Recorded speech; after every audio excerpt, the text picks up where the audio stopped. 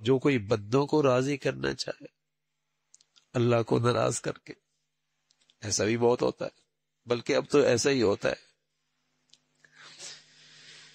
کہ اللہ کو ناراض کر کے بندوں کو راضی کرنا چاہے۔ اولاد کی ماندہ ہوتا ہے،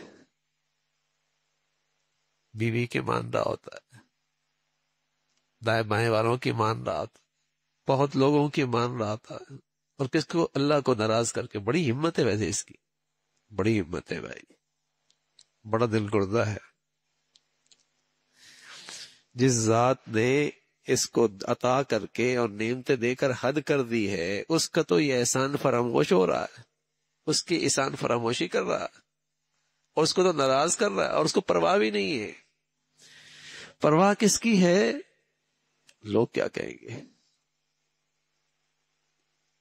کیا کریں، اولاد کا مسئلہ ہے، کیا کریں، بیٹی کہہ رہی ہے نا میں نے باہر پڑھنے جانا ہے، ہاں، یہ نہیں دیکھتا کہ اللہ کا حکم کیا ہے، لیکن کیا کریں، پڑھنا چاہ رہی ہے اب کی تو۔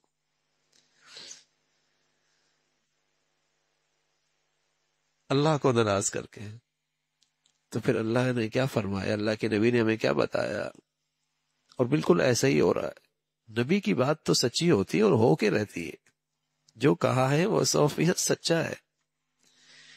آج جب ہم اولاد کی خاطر اللہ کو ناراض کرتے ہیں تو زندگی میں یہ اولاد سر پہ مسلط ہو جاتی۔ بتائیے نا، اس کی پرورش میں، اس کی تعلیم میں، اس کی تربیت میں کبھی اللہ کا بھی خیال رکھا ہے؟ کبھی اللہ تعالیٰ کو بھی راضی کیا ہے؟ کاروبار میں، معاملات میں کبھی اللہ کا بھی خیال رکھا ہے؟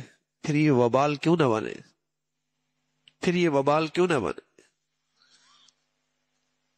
تو حضور علیہ الصلوۃ والسلام کی اہلیہ فرمانے لگی کہ میں نے اللہ کے نبی سے سنا ہے، آپ علیہ الصلوۃ والسلام فرمایا کرتے تھے کہ جو کوئی بندوں کو راضی کرنا چاہے، اور بس اوقات بندوں کو اس لیے راضی کرتا ہے کہ لوگوں کی عزت ہو جائے۔ ارے بھائی، عزت تو اللہ کے ہاتھ میں ہے،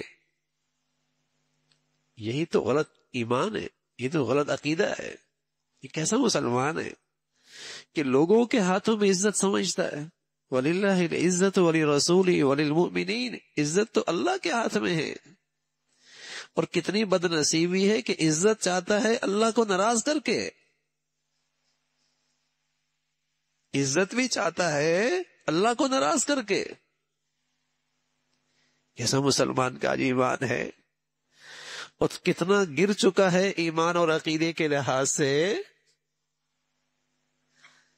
عام طور پہ یہی ہوتا ہے، اللہ کو ناراض کرنا کرتا ہے اور بندوں کو راضی کرنا چاہتا ہے اللہ کو ناراض کر کے، تو اللہ تعالیٰ اس کو پھر لوگوں کے سپرد کر دیتا ہے۔ تم جانو اور لوگ جانے، پھر اس کا کیا حشر ہوتا ہے، پھر اس کا کیا معاملہ ہوتا ہے۔